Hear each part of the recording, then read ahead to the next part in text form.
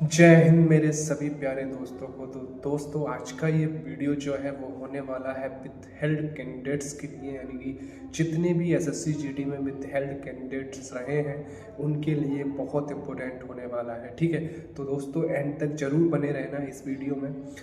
अब आपको आगे क्या करना है उसके बारे में बताऊंगा। ठीक है, अब आपको रिलैक्स कैसे रहना है उसके बारे में बताऊंगा। आपको क्या सोचना है, क्या चीज़ें तैयार रखनी है, किन बातों पर ध्यान नहीं देना है। ठीक है, सारा कुछ बताऊंगा A to Z। एंड तक जरूर बने रहना। ठीक है, और वीडियो को लाइक कर देना, शेयर कर देना, एंड चैनल को सब्सक्राइब कर देना। ठीक है, तो सबसे पहले मैं बता चुका हूँ आपको बहुत सारे वीडियोस में कि विद हेल्ड कैंडिडेट का मतलब क्या होता है, कौन कौन विद हेल्ड कैंडिडेट में डाला जाता है, किन किन को किन वजह से डाला जाता है विद हेल्ड कैंडिडेट में, मैं सब कुछ बता चुका हूँ। लेकिन आज मैं आपको वो बताने वाला हूँ जो शायद उन वीडियोस में नहीं बताया होगा मैंने। तो आज ये है दोस्तों, देखिए, जिनका भी नाम विद हेल्ड कैंडिडेट में है तो घबराने की कोई भी बात नहीं है दोस्तों।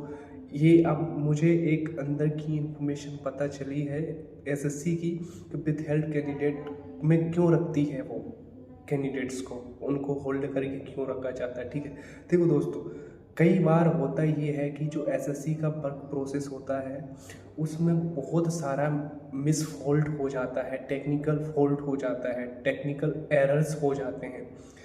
उन कैंडिडेट के जिनके सिग्नेचर भी सही था, जिनका फ़ोटो भी सही था, जिनका एड्रेस भी सही था, जिनका सारा कुछ सही था, केवल एसएससी की तरफ का टेक्निकल फॉल्ट हुआ। वो खुद मतलब उस चीज़ को परफेक्ट तरीके से नहीं कर पाए, पूरी तरीके से। ना तो उनका फिंगर मिसमैच है, केवल उनके मतलब उनका जो सिस्टम था उनका फेलियर रहा, उस वजह से भी आपको विथहेल्ड लिस्ट में डाला जाता है। इसमें किसी भी तरीके से कोई भी घबराने की ज़रूरत नहीं होती है। बहुत सारे कैंडिडेट ऐसे ही मिलेंगे जहाँ पर कोई टेक्निकल इशूज़ रहा हो, जिस वजह से आपका जो है लिस्ट में नाम डाला है विथल में। जब वो पूरा कर देंगे पूरी तरीके से तो फिर आपका सिलेक्शन हो जाएगा। टाइम भले कितना लग जाए लेकिन हो जाएगा। बाकी जितनी भी मैंने प्रॉब्लम्स बताई थी विथ हेल्ड कैंडिडेट्स की, चाहे तो वो फिंगर की हो, चाहे वो फ़ोटो की हो, चाहे वो एड्रेस की हो, चाहे वो माइग्रेशन वाली प्रॉब्लम इस तरीके की कंडीशन की रही हो, तो ये सारा कुछ नॉर्मल प्रोसेस है। इसमें कैंडिडेट का किसी भी तरीके से बाहर होने के कोई भी चांसेस नहीं है। लगभग सभी कैंडिडेट जितने भी विथ हेल्ड में डले हैं सभी का सिलेक्शन होगा। हाँ, केस केवल वो नहीं होना चाहिए कि आप वास्तव में दूसरे राज्य का आपका डोमिसाइल है, ठीक है, सॉरी, हाँ, दूसरे राज्य का डोमिसाइल है, आपने किसी और राज्य से अगर फॉर्म भर दिया है कहीं, तो आप रहते कहीं और हो, आपने जानबूझ के दूसरे राज्य का डोमिसाइल बनवाया, वहाँ से फॉर्म डाला, उस कंडीशन में केवल आप बाहर हो सकते हो।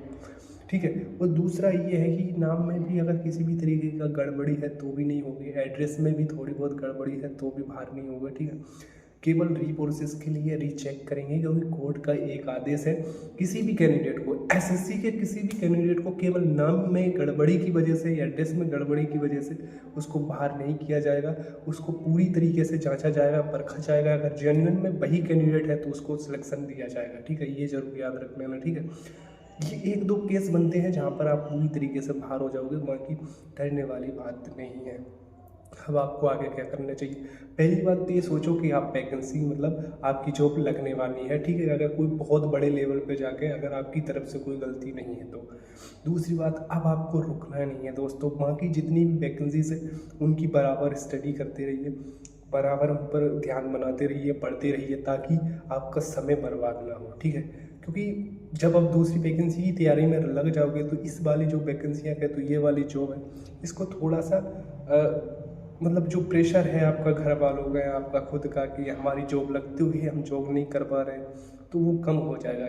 आप ये समझो कि मेरी नौकरी फिक्स है, ये है 6-7 महीने का जो टाइम लग रहा है, ये मेरी ट्रेनिंग चल रही है, रिलैक्स वाली ट्रेनिंग चल रही है। ठीक है, साथ साथ में स्टडी होना चाहिए। ठीक है, ताकि किसी भी तरीके का प्रेशर, चाहे तो वो मेंटली हो चाहे वो फिजिकली हो, ना रहे। ठीक है, उम्मीद करता हूँ दोस्तों आपको बहुत अच्छी ये वीडियो लगी होगी, और वीडियो अच्छी लगे तो इसको लाइक करना है, चैनल को सब्सक्राइब जरूर कर लेना दोस्तों। ठीक है, इसी तरीके के किसी भी प्रकार का अगर डाउट्स हो तो टेलीग्राम ग्रुप को ज्वाइन जरूर करना है दोस्तों। ठीक है, उसका लिंक डिस्क्रिप्शन बॉक्स में है, वहाँ से जाकर आप जुड़ सकते हो। वहाँ से आप तमाम तरह के डाउट्स भी पूछ सकते हो, जितने भी एसएससी से रिलेटेड सारे डाउट्स हैं उनको। ठीक है, जय हिंद, जय भारत। मिलते हैं नेक्स्ट वीडियो में, तब तक के लिए पढ़ते रहिए, खुश रहिए, मस्त रहिए।